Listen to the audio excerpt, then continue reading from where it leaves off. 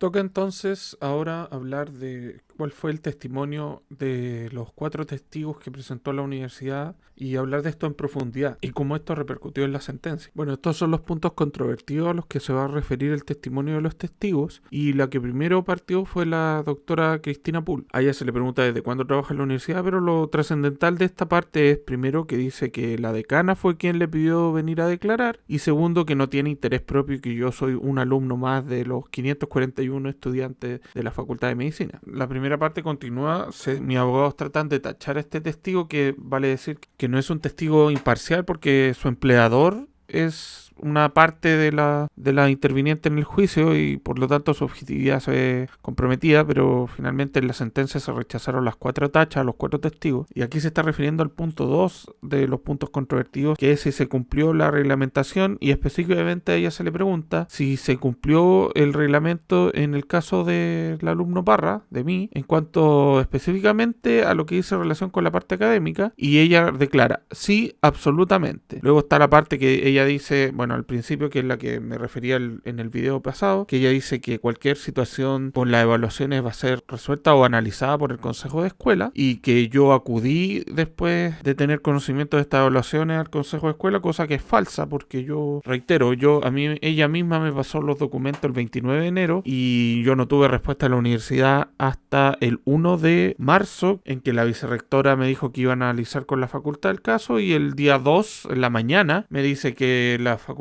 es de la opinión que yo estaba bien reprobado, como ya lo referí en un video y mostré los correos en un video pasado. Luego se refiere al punto 3, que tiene que ver con por qué reprobé las evaluaciones y los ramos de cirugía y medicina internados, y ella reitera aquí que yo reprobé esos exámenes. Aquí a la pregunta si yo tenía los conocimientos, reitera el argumento de ellos, que yo no tenía los conocimientos, y después referente al punto 4, que es respecto de si hubo irregularidades en las evaluaciones, ella dice que yo conozca, no. Y así termina el testimonio. Nuevamente aquí ella lo firma. Como ustedes pueden ver, las preguntas que le hizo mi abogado no fueron muy atingentes, y es más, ella empezó a trabajar en el 2014 y le estaba preguntando por las cuestiones del 2013. Confunde mi abogado cuando le pregunta por una modificación del 29 de diciembre de 2013, cuando fue el 29 de noviembre de 2013. Para reiterar el punto de que el trabajo de estos abogados fue súper negligente. Luego testifica el doctor Mercado, el profesor encargado del ramo de medicina interna 2. Nuevamente él reitera que no tiene ningún interés y que la universidad es la que le pidió venir a declarar. Hay que ver quién de la universidad. Mis abogados tratan de tachar a este testigo también, y luego él se refiere al punto 2, relativo a si se cumplió la reglamentación interna, lo que él destaca que sí, según él. De hecho, dice literalmente, se siguió lo estipulado en el programa para el señor Parra y para todos los alumnos. La universidad cumplió con las normas que ella se da. Mi abogado le pregunta por un problema del 2013, lo que no tiene ningún sentido porque este profesor era funcionario desde 2014, y luego se refiere al punto 3, que tiene que ver con los motivos de mi reprobación. La parte destacable de este testimonio es que él dice que se ocupó la metodología de evaluación que la universidad dispuso para esto, lo que, como hemos visto en videos anteriores, no es cierto. Y luego reitera el punto de que yo no cumplí con los criterios, que yo era mal alumno, etcétera, que es todo el argumento de ellos, que yo simplemente no tenía los conocimientos para pasar. Y después, sobre el punto 4 de irregularidad en la evaluación, él dice que no hubo ninguno y que se siguieron las normas que dicta la Facultad de Medicina. Entonces ya tenemos 2 testimonios, el de la doctora Pool y el del doctor Mercado, y los 2 van por la misma onda, o sea que ellos no tienen interés personal en este caso, de que aquí se cumplió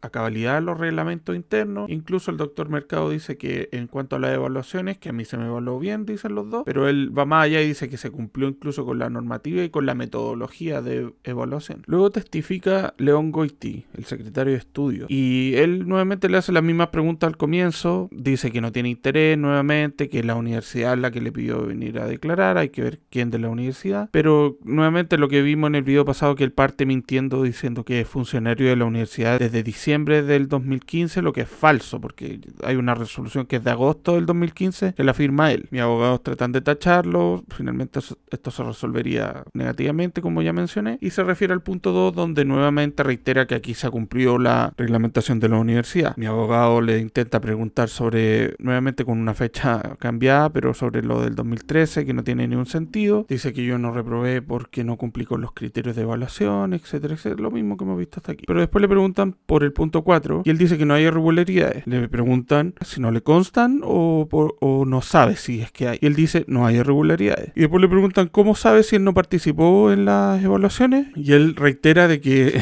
esta situación de estas evaluaciones fue analizada por el Consejo de Escuela. Reitero, el Consejo de Escuela nunca analizó, al menos a mí nunca se me informó, reitero, nunca se me pasó un acta de que se haya analizado todas estas cosas que yo he expuesto en estos videos. Reitero que yo recibí los papeles el 29 de enero, viernes 29 de enero del 2016, la universidad cerró por vacaciones en febrero y el 2 de marzo, después de que entramos el 1 de marzo, el 2 de marzo, la vicerrectora me dijo que la facultad dice que estoy bien reprobado. Y eso fue todo un análisis. Aquí, reitero, el Consejo de Escuela nunca analizó. Y finalmente pasa a testificar entonces Camilo Torres. Aquí ellos testificaron juntos, donde dice que es el abogado de la universidad quien le pidió declarar y que él no tiene interés en este juicio, solo que se esclarezca la verdad y se haga justicia. Dice que soy un alumno más de la universidad y luego le preguntan por el punto 2 y dice que todas las resoluciones que se han hecho en el contexto de la evaluación y aprendizaje se han realizado conforme a la reglamentación vigente de la universidad y la Facultad de Medicina. Lo sé básicamente porque los programas de asignatura han sido construidos de acuerdo a la reglamentación vigente en ese entonces en la facultad. Entonces aquí, por ejemplo, este gallo ya sabemos todos que está mintiendo porque él fue parte de la confección del programa que establecía que la prueba de neurología era un examen reprobatorio, lo que como vimos en el video respectivo sabemos que incumple la reglamentación vigente de la universidad al 2015. Pero además dice que todas las resoluciones se han realizado conforme a la reglamentación vigente de la universidad y la Facultad de Medicina, lo que tampoco es cierto porque la reglamentación dispone específicamente en la malla curricular de la carrera de medicina que las asignaturas de medicina interna 2 y cirugía se rinden en semestres distintos y a mí me lo estaban haciendo rendir en el mismo semestre. Luego se refiere al punto 3 y aquí se explaya en largo sobre cuál fue mi desempeño y cómo no cumplí con los criterios, etcétera, etcétera, incluso contradiciendo lo que la misma universidad señala en la respuesta al Mineduc y en la respuesta a la demanda, que era mi desempeño, porque ahí él dice que no hice cosas que la universidad dice que sí hice. Pero él, por ejemplo, destaca que es importante mencionar que durante la asignatura de medicina interna 2, los estudiantes, incluido el señor Parra, tuvieron práctica clínica en el contexto de atención de las cuales se atendía este tipo de pacientes. Lo que él no dice es que yo estaba rindiendo unos exámenes que me correspondían en el primer semestre porque ellos me consideraron reprobado por haber faltado una prueba que ellos malamente consideraban un examen y no quisieron aprobar una justificación con un justificativo médico firmado por una médico porque no cumplía con un protocolo supuesta y dudosamente que ellos tenían guardado en un escritorio que nunca publicaron como debían hacerlo conforme al reglamento. Y él no dice que me estaban tomando pruebas en enero del 2016 cuando esas pruebas yo debía haberlas rendido en junio o julio del 2015, que es cuando yo tuve esas actividades prácticas a las que él hace referencia. Y respecto al punto 4, él dice que nuevamente, como ha sido falsamente establecido en